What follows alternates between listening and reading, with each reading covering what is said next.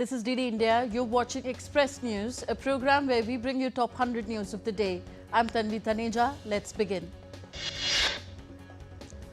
European Commission President Ursula von der Leyen arrived in India on Thursday. The visit aims at elevating the India-EU multifaceted partnership to new heights. India's President Draupadi Murmu visited the Statue of Unity at Kevadia and paid her tributes to the Iron Man of India, Sardar Vallabhbhai Patel, on Thursday. As the Mahakumbh concluded, India's Prime Minister Narendra Modi shared a post on X and described it as a Mahayagya of unity that reflects India's rich spiritual and cultural heritage. India's Railway Minister Ashwini Vaishnav visited the Integrated Command and Control Centre, which was set up for smooth crowd management through continuous monitoring during the Mahakumbh 2025.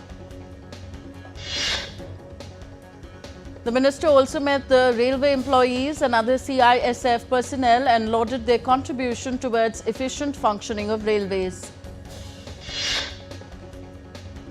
Chief Minister of Uttar Pradesh Yogi Adityanath, along with other ministers of the cabinet, performed Ganga Aarti at Sangam in Prayagraj following the culmination of Mahakumbh. The Chief Minister also participated in a cleanliness drive. Addressing a gathering in Prayagraj, Yogi Adityanath said that the UP government has decided to provide 10,000 rupees bonus to the sanitation and health workers at the Mahakumbh in Prayagraj. India's Finance and Corporate Affairs Minister Nirmala Sitharaman inaugurated the second edition of Business Standards Annual Summit Manthan on Thursday in New Delhi.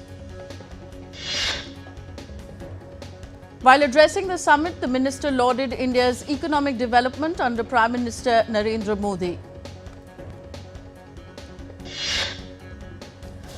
Assam Chief Minister Himanta Biswa Sarma announced that the Advantage Assam 2.0 summit received investment proposals worth approximately 4.5 lakh crore rupees as it successfully concluded on Wednesday.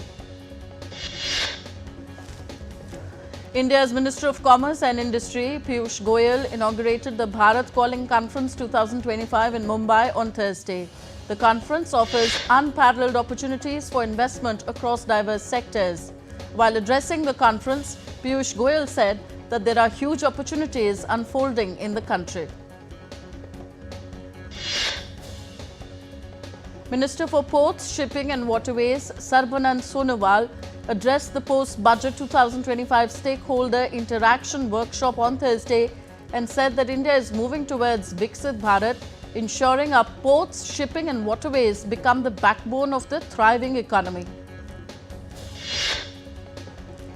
27 Indian fishermen who were arrested in Sri Lanka for alleged cross-border fishing were released on Thursday and arrived in southern state Tamil Nadu's capital, Chennai. The Telangana government has announced that the ongoing rescue operations at the SLBC tunnel, where 8 individuals remain trapped, is on schedule to be completed within 2 days. India's capital Delhi is hosting for the first time the International Radiobiology Conference from February 27th to March 1st to discuss the impact of galactic cosmic rays on astronauts, which can cause severe health risks, including cancer and cognitive decline. In around 4 districts of Manipur, locals voluntarily surrendered 72 weapons, ammunition and warlike stores to the state police after governor urging armed groups to voluntarily surrender the weapons looted from security forces. A fire broke out at a textile factory in the Rajkot district of West Indian state of Gujarat on Thursday. The cause of the fire remains unknown and losses are estimated to be in crores. Security forces in the Rajouri district of India's Union Territory of Jammu and Kashmir conducted cordon and search operation in the Sundarbani sector following an attack on an army vehicle. India's Mines Minister G. Kishan Reddy in a press conference said that mineral exploration has increased by 35% in 2024-25. At close, the Sensex at the Bombay Stock Exchange saw a marginal change and was up 10 points at 74,612. And the Nifty at the National Stock Exchange also ended on a flat note at 22,550 on Thursday. At the Forex market, Indian rupee ended flat at 87 rupees 19 paise against the dollar on Thursday. Gold futures maturing on April 4th were priced at 85,230 rupees per 10 grams on the multi-commodity exchange. Silver futures for March 5th maturity stood at 94,455 per kilo on the MCX. Crude oil prices fell on Thursday. Crude oil trades at $68.53 per barrel, down from Wednesday's close of $68.67. The Indian cable and wire industry has grown from 68% in fiscal year 2019 to 73% in fiscal year 2024. The industry is set for significant growth in exports, driven by a shift from unorganized to organized market players. Amazon on Wednesday unveiled its AI-powered version of its Alexa voice assistant. The new Alexa Plus can chat with users and respond to multiple prompts in sequence. Australia's Qantas Airways declared its first dividend in more than 5 years, with an 11.2% increase in its first half underlying profit on Thursday. Germany's Munich and Hamburg airports were hit by strikes by public sector union Verdi on Thursday and Friday, with airlines cancelling about 80% of flights in Munich. Hamas handed over bodies of 4 Israeli captives in exchange of hundreds of prisoners and said it was ready to start talks on the second phase. British Prime Minister Keir Starmer will meet US President Donald Trump on Thursday. Starmer stressed that there is no more important relationship for the United Kingdom than the one it has with Washington. Ukrainian President Volodymyr Zelensky will be visiting Washington on Friday to strike a minerals deal with the US and discuss future aid with President Donald Trump. Zelensky said on Wednesday that security guarantees were vital ahead of talks in Washington on Friday over a mineral resources deal. EU Council President Antonio Costa on Thursday invited Zelensky to the special summit of EU leaders on March 6th to discuss future support to Ukraine. US President Donald Trump said on Wednesday that his administration will soon announce a 25% tariff on imports from the European Union. Reacting to this, the European Commission stated that it will react firmly and immediately against unjustified barriers to free and fair trade, adding that Europe stands for dialogue, openness and reciprocity. Trump on Wednesday raised hopes for another month-long pause on steep new tariffs on imports from Mexico and Canada, saying that they could take effect on April 2nd. Trump administration on Wednesday ordered federal agencies to undertake more large-scale layoffs of workers after their first cabinet meeting. Russian and US officials on Thursday began talks in Istanbul on resolving diplomatic issues as the two countries aim to restore ties. Russia's defense ministry reported shooting down 128 Ukrainian drones with heavy strikes on Krasnodar and Crimea.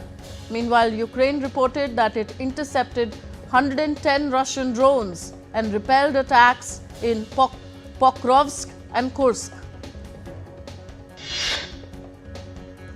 Permanent Mission of India to the UN in Geneva, Kshitij Tyagi, on Thursday strongly criticized Pakistan at the 58th session of the United Nations Human Rights Council, labeling it a failed state that thrives on instability and survives on international handouts.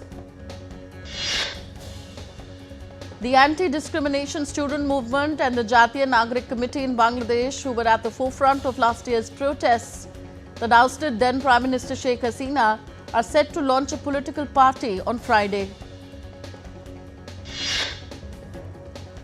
UN Secretary General Antonio Guterres is set to visit Bangladesh from March 13th to 16th following an invitation from the head of Bangladesh's interim government, Dr. Mohammad Yunus. The United Nations World Food Programme has temporarily stopped distributing food aid in a famine-struck camp for displaced people in Sudan's North Darfur. Lebanon's new government has won a confidence vote in parliament following a speech by Prime Minister Nawaf Salam promising to push for economic reforms and to start negotiations with the International Monetary Fund. Syria's interim president Ahmed al-Shara met with Jordan's King Abdullah II in Amman on his third foreign visit since ousting Bashar al-Assad. Both discussed security along their shared border and the return of Syrian refugees. Taiwan's defense ministry reported a surge in Chinese military activity on Wednesday, but officials said that they did not detect any live fire exercises in a drill zone off the island's southwestern coast. New Zealand has also raised concerns over China's recent live fire military drills in the Tasman Sea on Wednesday as the Foreign Minister Winston Peters addressed the issue during meetings with Chinese leaders. The Vatican on Thursday said that Pope Francis, who is being treated in hospital for double pneumonia, slept well overnight and is resting. We are heading for a short break here on DD India. We'll be back with Express News in just a bit. Stay tuned.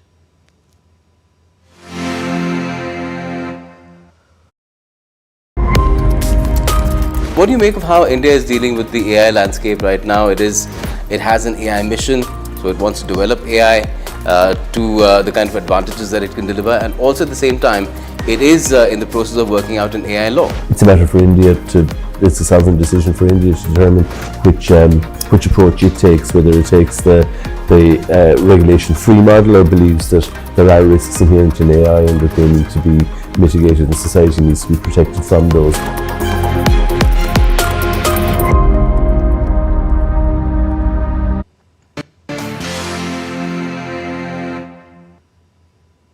Welcome back. You're watching Express News on DD India. Let's resume. Global talks to protect nature restarted on Tuesday with a call for humanity to come together to sustain life on the planet. Negotiators meeting at the UN's Food and Agriculture Organization headquarters in Rome are tasked with breaking a deadlock on funding between rich and developing countries. Wildfire in northern Japan killed one and damages over 80 buildings and forces evacuation of hundreds of residents. Military helicopters were mobilized to try and douse the flames raging in forested areas of Ufanato in the northern region of Iwate. Hawaii's Kilauea volcano resumes with towering fountains of lava shooting nearly 600 feet into the air.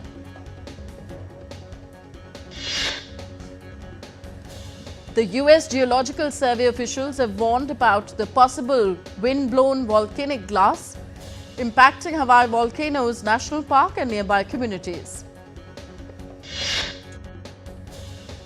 Heavy snowfall has been recorded in the upper reaches of India's Bandipora, including the Gurez Valley, Baktur, Kanzalwan and Thulail Valley.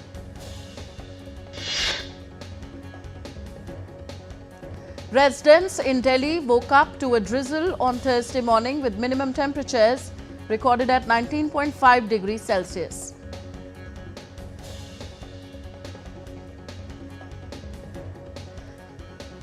Let's head into another short break here on Express News. We'll be back in just a bit. Don't go anywhere. hidden agendas, twists and turns, strategic games.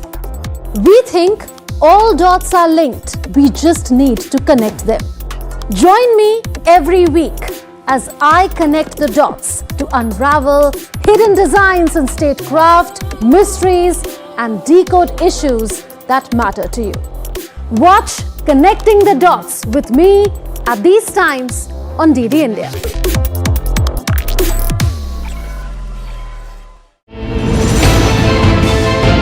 Geopolitics and trade deals. Economic challenges amid development. Hard work and the path to prosperity. It's the economy always. Between walkers, money is what money does and says. Supply creates its own demand. Between the bulls pulls and bears tears. When supply chains globalization and India rises to the podium. We'll get you centered with the Economic Brief at 8 p.m. every Thursday on DD India. In a world increasingly shaped by climate challenges, we are all exposed to new risks. But efforts are being made to tackle these challenges. Once you have per square kilometer accurate data, they will start mobilizing actions, and the top-down folks, will have an ability to focus on specific parts where the problem is. By using locally grown food, we can not only reduce our impact on the climate, but also prevent lifestyle diseases. I think this is extremely important to have this kind of community level engagement. And some of these awareness programs I am aware of are also providing some individual level strategy to really adapt to the situations. We have community radio stations. We also have door-to-door information drives.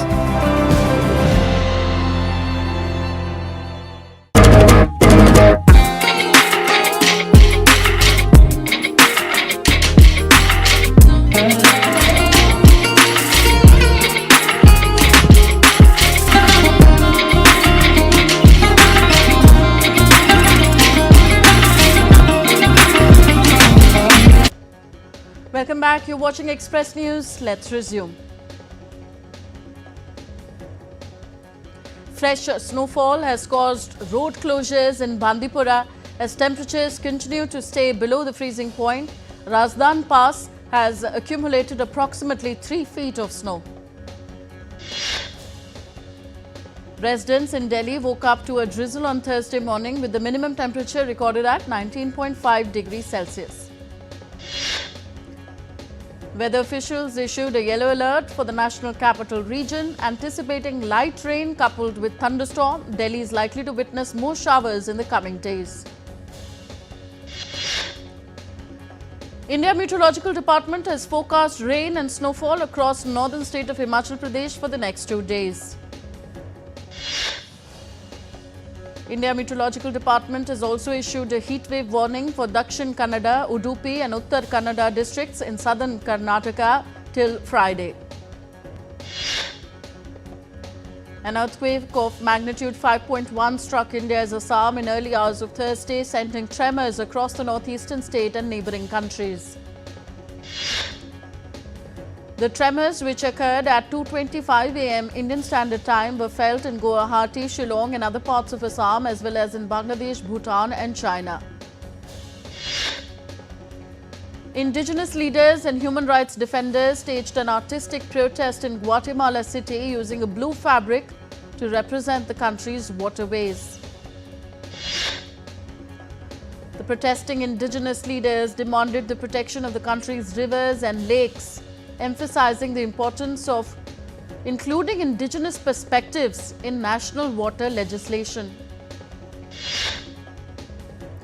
NASA's Lunar Trailblazer satellite has launched on a mission to uncover water sources on the moon's surface. The satellite, carried by a SpaceX Falcon 9 rocket, aims to identify and map water in permanently shadowed craters at the lunar poles. Srinagar Heritage Festival Son Miraz was organized by the District Administration of Srinagar to celebrate and revive the rich cultural heritage of Jammu and Kashmir. The event took place at Kashmir Haat Exhibition Ground, attracting visitors eager to explore the region's traditional arts, crafts and way of life. The 3-day agro-tech mela titled Gongul was organized for the benefit of farmers, growers and young entrepreneurs in Srinagar. Thousands of people, especially farmers, growers and young entrepreneurs, thronged to the Gongul Mela to learn about the latest technologies.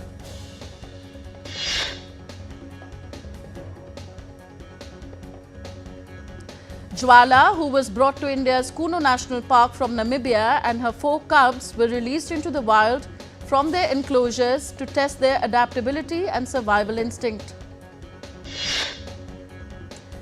Designer creates lavish costumes for the Bolivia Carnival. The designer has recycled plastics and 3D prints adorned with sequins in her designed costumes. The Oruro Carnival 2025 runs from February 22nd until March 4th. Dozens of groups, dancers, musicians and artists will parade to the rhythm of traditional dances at the carnival. Myanmar's Ministry of Information organized a traditional Hitamane making competition in Nay Pyi Taw to preserve cultural traditions and strengthen team spirit. Myanmar's Union Minister and other officials participated in the event. The lively contest included drummers, dancers and singers. Little munchkins dressed up in national costumes sang songs and performed traditional dances to celebrate National Costume Day in Ulaanbaatar. People gathered in Japan's Aomori to dig out apples stored in snow and taste the fruit. The apples were stored under snow to boost sweetness. About 30 people, including tourists, took part in the annual event on Wednesday. Participants then used shovels to remove the snow surrounding wooden crates containing 30,000 bright red Sunfuji apples. Chinese live-action fantasy epic Creation of the Gods 2 Demon Force officially opened in nearly 100 cinemas in France, the largest release of a Chinese-language film in the country this year. The satirical short film John Sacrebleu has gained over 3 million views in Mexico within a month of its release on YouTube. A concert film of Pink Floyd performing in Pompeii will be re-released in cinemas and IMAX on April 24th. The film was originally shot in 1971. The concert film of Pink Floyd will include a 90-minute cut combining performance footage with documentary segments. The enhanced soundtrack will be released on May 2nd. Two-time Oscar winner Gene Hackman and his wife Betsy Arakawa were found dead in their home in the U.S. state of New Mexico. There was no immediate indication of foul play. On to sports news. Rain has delayed the match between Pakistan and Bangladesh as both teams are desperate to secure a win in their last match at the Champions Trophy in Rawalpindi.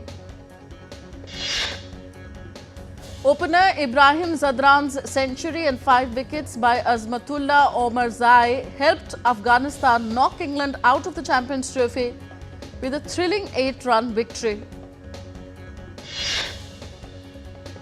Afghanistan's Ibrahim Zadran etched his name in the history with a sensational knock of 177 of 146 deliveries, which is the highest individual score in the history of ICC Champions Trophy. Gujarat Giants look to bounce back from a string of losses as they take on Royal Challengers Bangalore on Thursday. Mumbai Indians breezed past UP Warriors and moved to the top of the table with an 8-wicket win in the Women's Premier League on Wednesday. Former world number 1 Kidambi Shrikant suffered an opening round exit at the German Open badminton tournament after losing to compatriot Priyanshu Rajawat in Mulheim City. International Olympic Committee President Thomas Bach will step down as member of the Olympic body after handing over charge to his successor in June this year. Unbeaten in 24 league games, Liverpool opened up a 13-point lead in the Premier League with a 2-0 victory over Newcastle United. Goals in each half by Dominic Szoboszlai and Alexis Mac Allister helped Liverpool see off Newcastle in their Premier League match by 2-0. Liverpool manager Arne Slot has been given a 2-game suspension for his inappropriate behaviour during Premier League match against Everton on February 12th. Defending Premier League champions Manchester City defeated Tottenham Hotspur 1-0 to return to the top 4 in the table. Manchester City's Erling Haaland became the second player to score at least 20 goals in each of his first 3 Premier League seasons. Arsenal's faint title hopes dimmed even further after it was held to a draw by Nottingham Forest despite dominating Wednesday's encounter in the Premier League.